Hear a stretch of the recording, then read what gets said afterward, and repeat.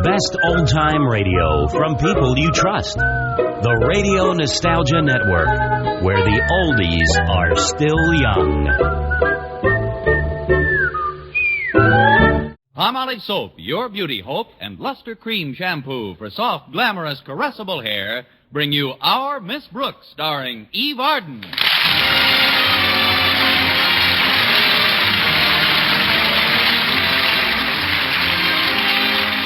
Most teachers, the first few school days after the Easter week vacation posed a problem in readjustment to routine.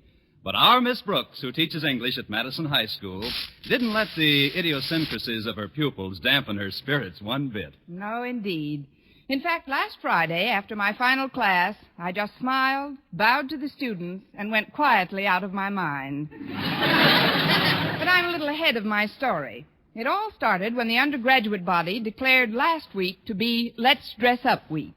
Contained in this malevolent Mardi Gras were such jolly daily fiestas as Clashing Colors Day, in which anyone caught wearing an outfit that matched was severely punished by his or her fellow students, and Dye One Leg of Your Trousers Blue Day, which is self-explanatory. By Thursday, which was Girls Wear Slacks and Boys Wear One Shoe Only Day, Mr. Conklin, our beloved principal, was fit to be tied. At a general assembly that afternoon, he sternly demanded that all these shenanigans cease. Accordingly, I had my landlady, Mrs. Davis, wake me a little earlier than usual on Friday morning. But I still don't understand why you had me get you up at this unearthly hour, Connie. Why, it's only 7:15, and you're all finished with your shower and everything. Oh, not everything, Mrs. Davis. I've still got to find a pair of stockings that haven't got a run in them. Let's see if there's a pair hiding in this drawer. You see, Mrs. Davis, Mr. Conklin's in a rampage over the way the kids at school are dressing. He says it's up to us teachers to put a stop to it. How about these stockings, Connie? They have no runs in them. Let's see. Say, they are in good shape at that. Too bad they're gloves. Gloves? Gloves? Isn't it a shame? And me without a thumb on either foot? I never saw anyone get so many torn stockings as you do. How do you do it, Connie? I have help, Mrs. Davis. That desk of mine at school has an insatiable appetite for nylon. I begged Mr. Conklin to requisition a new desk, but he says the school has more vital needs than the new desk for my room. Like what, for instance? Like a new desk for his room. Oh, here's a pair of stockings I can wear. The runs are all in the back. Good. Now I'll make you some breakfast and... Oh, that reminds me. I forgot to tell you something while you were in the bathroom, Connie. What's that, Mrs. Davis? Oh, it's terrible how absent-minded I'm becoming. Why, I'm getting to be as bad as my sister Angela. She can't remember a thing, poor dear. I know, Mrs. Davis, but what was it you forgot to tell me? It was about a phone call, Connie. I guess these little lapses of memory just run in my family, although Mother wasn't so bad. I'm glad. Now, about this phone call, Mrs. Davis... What phone call? The one I received while I was in the bathroom. What a strange place to receive a phone call. I didn't receive it, Mrs. Davis. Oh, that's too bad. Well, I'll start breakfast now. Oh, Connie. Yes, Mrs. Davis? Walter Denton phoned while you were in the bathroom. He said he's going to be unavoidably detained, but... he's sending Stretch Snodgrass to drive you to school. Stretch Snodgrass? Yes. Why? I didn't know he could drive. He's a wonderful athlete, of course, but driving a car requires a certain amount of brain power. In some states, that is. He isn't a very bright student, I know, but Stretch is a nice boy, Connie. He really looks up to Walter Denton, doesn't he? Scholastically, that shouldn't cause him any eye strain. Oh, stay there, Mrs. Davis. I'll answer it. Well, it's Harriet Conklin. Come in, Harriet. Thanks, Miss Brooks. I'll just take a minute to tell you what I want. It's that black dress with the green trim you had to wear on Easter Sunday when you splattered eggs on your new Easter dress. The one you said you were so sick of, remember? How could I forget? But what do you want with it, Harriet? Well, I need it for domestic science class. We've got to remodel something, and I wondered if you'd mind my borrowing it. I guess it's okay, Harriet. It's right here in this chair in the hall. Well, that's convenient. What's it doing there? I was going to send it to a cleaning establishment I know that loses things pretty regularly. Here, take it. Oh, thanks a lot, Miss Brooks. Believe me, the next time you see it, you won't recognize it. If that's a promise, you're welcome, Harriet. Bye. Goodbye. Well, that's funny. She was wearing slacks, and her father is distinctly anti-girls wearing slacks to school. Are you talking to me, Connie? Why not? I just wondered why Harriet Conklin's wearing slacks today. Coming. That must be Stretch. Greetings, Miss Brooks. I have a robe. Stretch. It ain't Laurence Olivier. Come in, Stretch. Thanks, Miss Brooks. Walter's, Unavoidably detained. You're going to drive me to school. That's right, Miss Brooks. Stretch, before we do anything else, I'd like to know why you're wearing that yellow and green bandana wrapped around your forehead.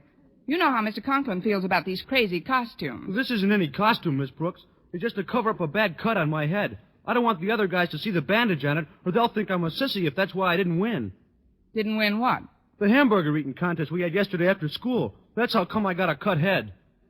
Let's take it nice and slowly now. You say you got a cut head in a hamburger eating contest? That's right. I ate 19 of them. I ate 19 of them. Gosh, you wasn't even in the contest. I mean, you ate 19 of them. I guess winning that contest was pretty important to you. Oh, I didn't win. I came in 5th. Congratulations. But about the cut on your... Like I said, I was just getting ready to eat my 20th hamburger when I began to see little circles in front of my eyes. Probably onion rings. Then everything got kind of dark, and I slowly toppled off my stool onto my head. And you know something? Those other guys in the contest kept right on eating hamburgers. If it hadn't been for that, I'd have won first prize, sure. Just for the record, Stretch, what was the first prize? A banana split. That did it. I won't be eating any breakfast today, Mrs. Davis. Let's go, Stretch.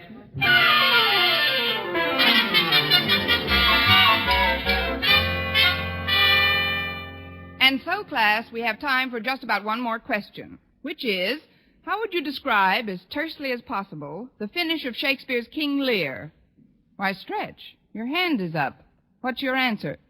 What does tersely mean? Well, that's a good answer. Tersely means briefly, Stretch. Now, how did King Lear finish? He flipped his lid, didn't he? What? Blew his cork. You know, snapped his cap. The fellows with the net came for him. You know, they'll be here for me soon. If you're trying to say that King Lear was driven mad, Stretch, by the miserable treatment of his daughters, why... Saved by the bell. See you tomorrow, kid. Oh, Stretch. You wait here a minute. Yes, ma'am. Do you know where Walter Denton is? This is the first time he's missed my English class in months. He said something about being late today, Miss Brooks, on account of getting up some kind of protest stunt, he said. Protest stunt? Come in. Pardon me, Miss Brooks, but am I terribly late? No, Walter, you're a little early for the next class. I'm sorry, Miss Brooks, but this is vital. Hiya, Stretch. Hi, Walter. Think up something good? A knockout. Miss Brooks, as editor of the Madison Monitor, I cannot but deplore the disciplinary action taken by Mr. Conklin in forbidding the girls at this school to wear slacks, including his own daughter. Well, they would be awfully crowded that way. But what's the protest, Walter? You're going to wear that yellow slicker all day? Oh, no, ma'am. I'm going to take it off right now. Yeah, there. Walter, you got a dress on. My dress? Walter, what in the world are you... It's my protest gesture, Miss Brooks. As editor of the Madison Monitor, I am not only a firm believer in freedom of the press, but in freedom of dress. Hence, I refuse to wear any apparel that is taboo for the distaff side of Madison. Listen to that guy talk. Walter, you know this won't work. Mr. Conklin's upset enough as it is without your... I'm sorry, Miss Brooks. This thing is bigger than Mr. Conklin. It's... Let me look out the window a minute while I collect my thoughts. That's what Daniel Webster always did before he made a speech. As I look out upon the hallowed grounds of our beloved school, I can't help thinking of the principles upon which it was founded. Well, you sound like Daniel Webster, all right, but you look like Betsy Ross. You better take off that dress, Walter, or Mr. Good morning, Miss Brooks. Mr. Conklin. I was just passing by and wondered if you'd done anything about these outfits. Snodgrass, Yes, Mr. Conklin? what's the meaning of that outlandish turban? It's just to cover up a cut, Mr. Conklin. I tied it too tight, but I'll take it off as soon as I can get the knots out. I'll see that you do. And who's this over by the window? Now, there's a little girl who knows how to dress for school.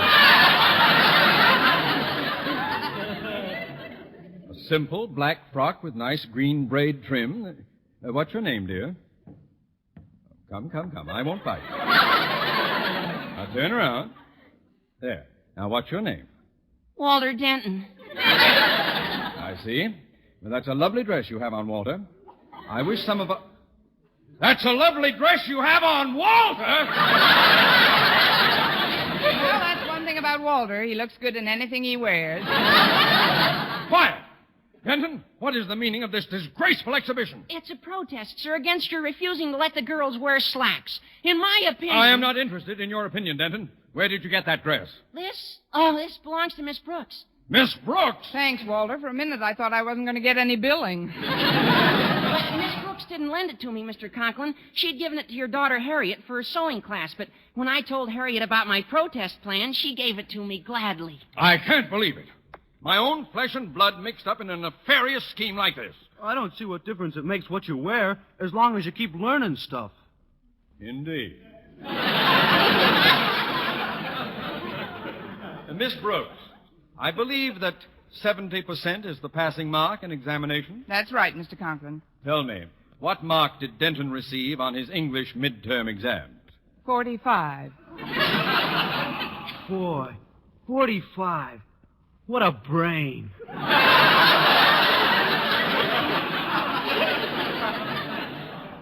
And you, Snodgrass, what was your mark on the midterms? Well, right before I got to the last question, I broke my pencil. What was your mark, Snodgrass? 9.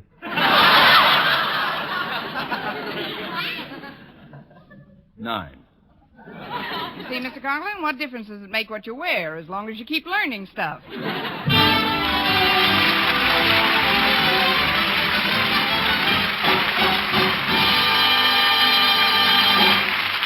Our Miss Brooks, starring Eve Arden, will continue in just a moment. But first, here is Vern Smith.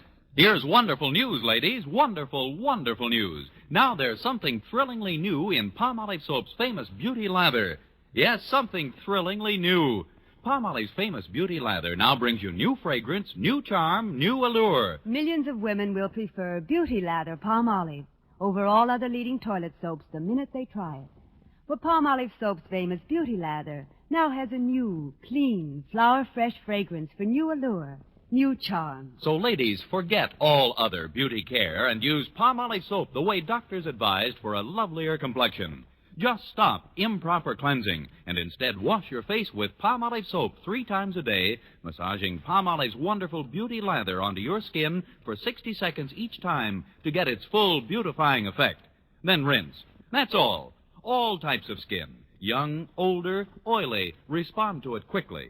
Don't wait another day to try Palmolive's beauty lather. You'll be thrilled by its new fragrance, new charm, new allure. Thrilled again by the fresher, brighter complexion doctors prove may soon be yours. For new loveliness all over, use big bath-size Palmolive in tub or shower.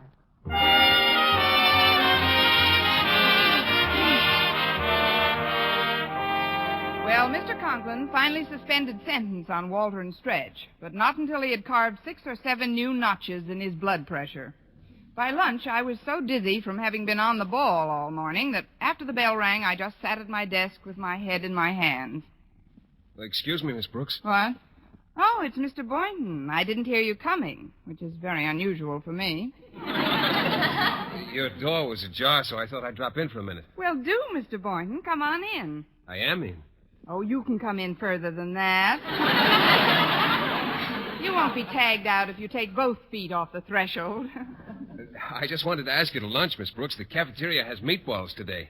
You're just incurably romantic, aren't you? I'll be glad to come. That is, if Mr. Conklin isn't up there on an inspection tour. Inspection tour? What do you mean, Miss Brooks? If they know what's good for them, the lamb chops will be wearing trousers instead of those little paper panties. He's really on a clothes kick, Mr. Boynton. Well, you needn't worry about Mr. Conklin any more today, Miss Brooks. I just saw him a minute ago, and he told me he was going over to the Board of Education to see Mr. Stone. Mr. Stone, the president of the board? Maybe Mr. Conklin's been called up on the carpet. No, the Board of Education hasn't got a carpet. Just nice cement floors and an early American whipping post for naughty teachers.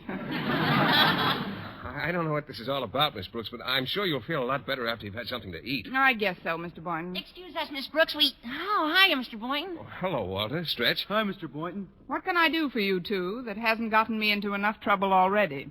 I just wanted to explain about the dress I borrowed from Harriet that belonged to you. In taking it off, my massive shoulders kind of shredded it. See? Oh, great. Well, it's no good to me now. Just hang it neatly in the nearest wastebasket. We thought maybe you'd want to go to lunch with us, Miss Brooks. Today is meatball day. Don't tell me you're going to dress up like meatballs now. No, Miss Brooks. We're just going to eat. You want to come? Oh, thanks just the same, Walter, but I promised to have lunch with Mr. Boynton. I'll just close up this desk, and we're off for lunch. That's what I say. Just mail me a meatball special delivery. Is it a bad rip, Miss Brooks? Oh, no. Very good. All the way.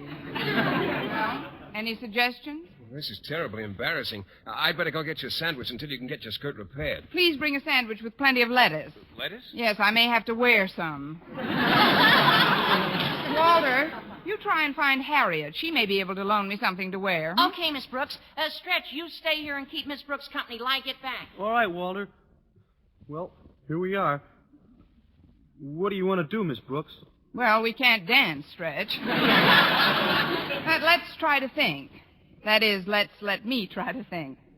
I got an idea, Miss Brooks. Not so loud, it'll get away. Harriet Conklin always leaves her gym bloomers in your coat room when she's not taking phys ed, doesn't she? Why, yes, I believe she does. Then if you change into them, I could take your skirt up to the domestic science room and have it sewn up by the time lunch period is over. Stretch, I've been underestimating you grossly. I can't for the life of me see how you didn't get a mark of at least 12 on the midterms. Well, how do I look in Harriet's gym bloomers? That's how I thought I'd look. I'll just sit up real close to the desk like this, and nobody'll know the difference. Well, I'll take the skirt over to the... So we meet again. Oh, hello, Mr. Conklin. This is an informal call, Miss Brooks. You needn't bother rising. Don't worry, I won't. I mean, how is everything, Mr. Conklin? I just wanted to tell you... Snodgrass, what are you doing with that skirt over your arm? Skirt? Now, see here, young man. I've had about enough protest gestures for one day. Hand it over. Oh, but Mr. Conklin, it doesn't belong to him. Then to whom does it belong? It belongs to him, all right. He looks lovely in it. This has been a very confusing day for me, but I'm trying to control myself. Hand over the skirt, boy. Or better yet, take it to my office and wait for me. I want to talk to you about that bandana you failed to remove. Yes, sir. Goodbye, Miss Brooks. I stopped in to tell you, Miss Brooks, that I've just received a call from the president of the Board of Education canceling my appointment over there. You did? I did. Instead, Mr. Stone is coming here. He is? He is. He's going to personally inspect both the student body and the faculty. The faculty? The faculty. There seems to be an echo in here. It must be the deep inkwells. No. I cannot impress upon you too vehemently, therefore, the necessity for the ultimate in neatness and simplicity of apparel. Do I make myself clear? You make yourself clear, Mr. Conklin. Good. Good. Now cut that out! I don't like to threaten people, Miss Brooks, but you've got to toe the mark. Oh, please don't bang on my desk, Mr. Conklin. You'll get a fistful of splinters. Oh, I'm sorry. I mustn't lose control. But you've got... Oh, excuse me, I knocked your pen off the desk. Oh, don't bend down. I'll get it for you, Mr. Conklin. Don't bother. No bother at all. I'll just kneel down here and I'll get... Good heaven! Something wrong? This floor is filthy. Look at the knees of my trousers. Dust and chalk marks. Oh, I'm sorry, Mr. Conklin. Let me see if I can reach that There's pen. an easier way, Miss Brooks. The desk is on casters. We'll just roll it out of the way. But, Mr. Conklin, you... Here it is. Now I'll... Miss Brooks. What are you doing in those bloomers? Well, it's like this, Mr. Conklin. On Decoration Day, the drama class is putting on a play. Poppycock. No, sir. Snow White and the Seven Dwarfs. And I've been asked to play the part of the prince, and dress rehearsal is right after school. More poppycock. Yes, sir. The truth is, I ripped my skirt on this splintery old desk and just put these on till I could get something else. My goodness, Mr. Conklin, it could happen to anyone. Then why doesn't it? No, Miss Brooks, these things only happen to you. Only to you. You hear me? Only... I'm going over to my office now and wait for Mr. Stone. And you'd better get something to put on besides those black laundry bags.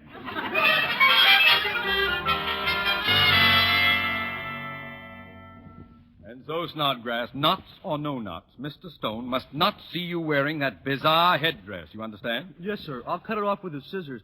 What's the errand you want to run for me, sir? Oh, I want you to run one for me. I want you to take my trousers over to the domestic science class and tell Miss Atterbury to sponge the chalk marks off the knees and give them a neat pressing. Now, you just stand right outside the door here, and I'll drop the trousers over the transom. All right, Mr. Conklin. Are you directly under the transom? Yes, sir. Good. I'll just be a minute. Hiya, Stretch. Hello, Harriet. Did you find anything for Miss Brooks, Walter? Not a thing that would fit her, Stretch. Gosh, Oh, excuse me, Walter, but isn't that Mr. Stone's car pulling up in front of the school? Yeah, I think it is. Mr. Stone? Gee, I'd better beat it. I don't want him to catch me in this bandana. I'll come back after I cut it off. So long. I don't see why all this fuss is being made over what we wear. Well, that's not important right now, Harriet. I wish to heaven we could find something for Miss Brooks to wear. She's the one who Oh, Walter! Well, something just landed on your head. what do you know? It's a pair of pants. Come on, let's take it over to Miss Brooks right away. But I don't understand. A pair of pants couldn't just come flying down. Harriet, please. Who are we to argue with heaven?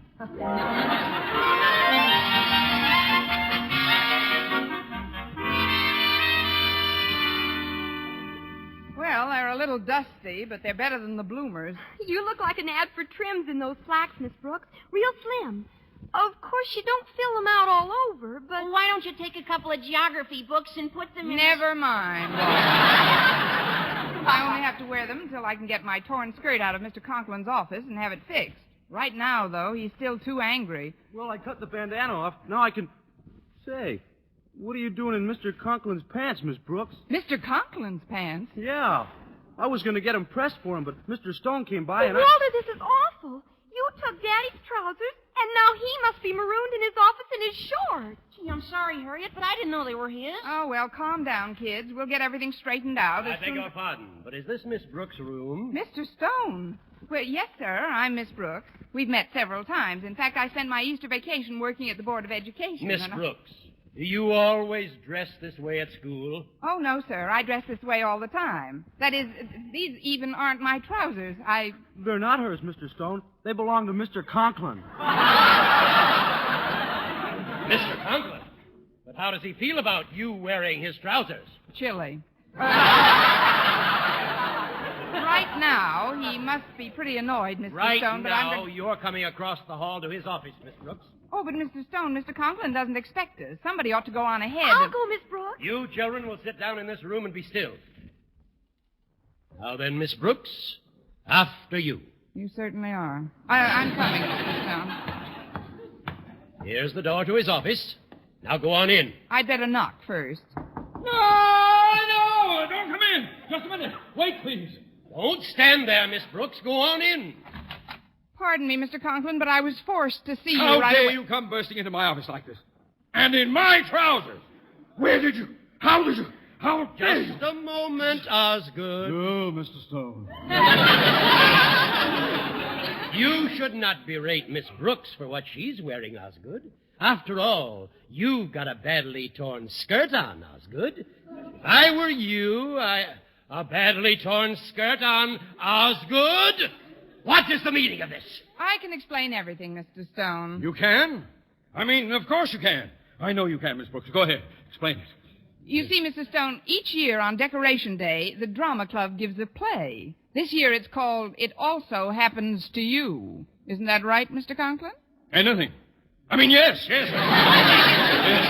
It also happens to me. What about this play? Well, faculty and students both take part, and Mr. Conklin's going to act in one of the very important scenes. A scene called Poppycock on Parade. Yes, that's it. It's a beautiful scene. It's a lovely scene, yes. What has this torn skirt... Rehearsal. There's a rehearsal right after school in full costume. I was just getting ready. That's right, Mr. Stone. Mr. Conklin plays the part of a lonely native girl on Poppycock Island. It's one of the Hawaiian group. One of the smaller ones. What is all this? If you're pulling my leg, Osgood, I'll... I don't think Mr. Stone is convinced you're a thespian, Mr. Conklin. Perhaps you'd better do the little dance you do in the show.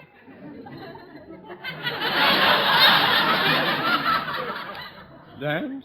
You know, where your lover leaves you all alone on the beach. I'll supply the music, Mr. Conklin. Oh, you'll love this, Mr. Stone. It's done to the theme song of the play. It also happens to you. Hoof, Mr. Conklin.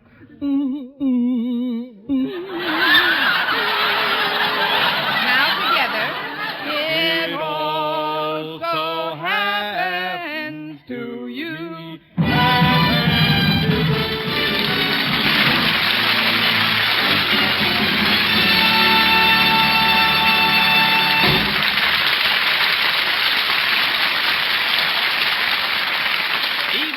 As our Miss Brooks returns in just a moment. But first... Dream girl, beautiful luster cream girl. Tonight, show him how much lovelier your hair can look after a Luster Cream shampoo. Only Luster Cream brings you Kay Daumit's magic formula blend of secret ingredients plus gentle lanolin. Gives loveliness lather even in hardest water. Glamorizes your hair as you wash it. Luster Cream, not a soap, not a liquid, but a dainty cream shampoo. Leaves hair fragrantly clean, free of loose dandruff, glistening with sheen. Soft, manageable. Gives new beauty to all hairdos or permanents. 4-ounce jar, $1. Smaller sizes, either tubes or jars. Tonight, try Luster Cream shampoo and be a dream girl, beautiful luster cream girl. You owe your crowning glory to a luster cream shampoo. And now, once again, here is our Miss Brooks. Well, Mr. Conklin was so grateful to me for getting him out of his embarrassing situation that he canceled all punishments and the entire matter was dropped.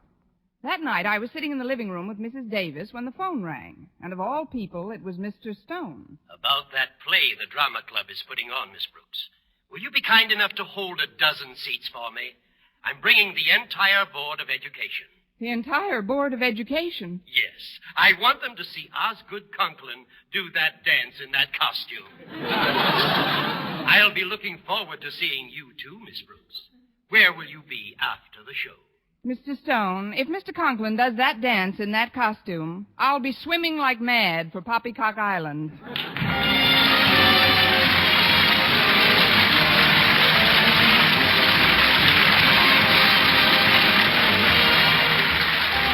Next week, tune in to another Our Miss Brooks show brought to you by Palmolive Soap, your beauty hope, and Luster Cream Shampoo for soft, glamorous, caressable hair. Our Miss Brooks, starring Eve Arden, is produced by Larry Burns, written and directed by Al Lewis, with music by Wilbur Hatch. Mr. Boynton is played by Jeff Chandler, Mr. Conklin by Gail Gordon.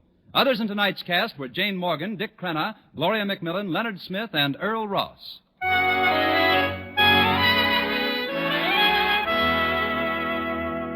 Men, do you shave with a lather or brushless shave cream? Palmolive shaving cream comes both ways, and whichever way you prefer to shave, you'll find that using either Palmolive brushless or Palmolive lather shaving cream can bring you more comfortable, actually smoother shaves. Here's the proof. 2,548 men tried the new Palmolive way to shave described on the tube, and no matter how they had shaved before, 3 out of every 4 got more comfortable, actually smoother shaves. Get Palmolive brushless or Palmolive lather shaving cream today.